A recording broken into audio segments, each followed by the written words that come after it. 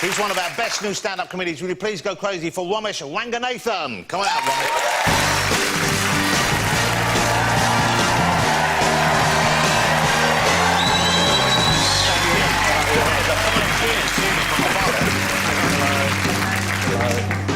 Ramesh, so excited to have you here. Thank you for coming on the show. Thank you for having me. We actually share the same name. Do we? Well, Ramesh is my middle name. My first name is actually Jonathan. Really? Yeah, it's weird. I registered Jonathan Ramesh, Right. and I said to my dad, you know, why did you do this? And he says, like, to help you when you're growing up in the country, sort of, you know, with job applications and stuff like that, you don't get discriminated against if your name's Jonathan, right? I was thinking, how is that going to work? Like, just sort of the guy looks at the form and goes, Jonathan Ranganathan. Must be a white guy. You know, and then what would happen at the interview is the next question, isn't it? Gently like, you Jonathan Ranganathan? Yeah. What's going on here? Oh, sorry, I've been on holiday. For ages. Well, speaking about ages, that must have taken a while to grow that fabulous beard that you're sporting there. Yeah. And this is the thing now, all the young men seem to have beards.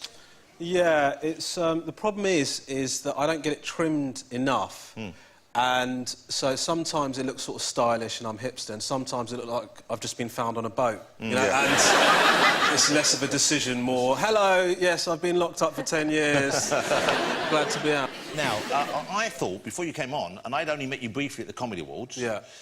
And Bob Mortimer has been telling me how funny you are, and that's always a good indication because Bob was a big champion of yours early on, and I trust his judgment very much. But I thought you were an Indian comedian. I thought your parents were Indian, but you're not Indian. Your lineage is not Indian, is it? No, I'm originally Sri Lankan.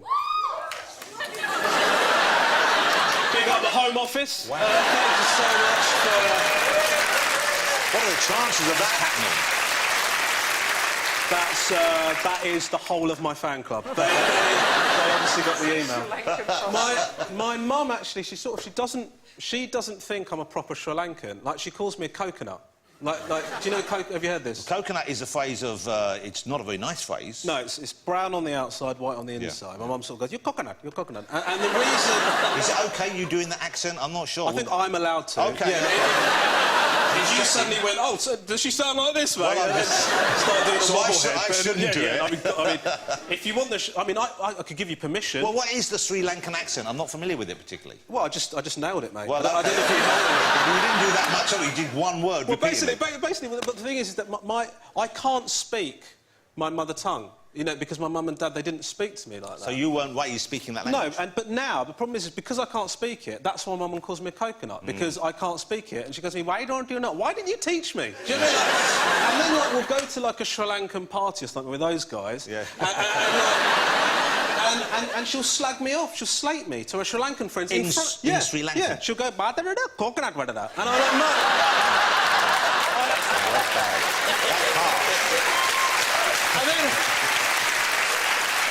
And then I said to Mum, I sort of know what you're saying. And then she'll try and code it up. You know, like, Baba, bounty, whatever. I know what I'm planning. All right, Mum.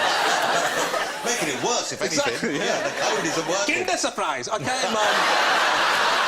You've nailed it. Well done.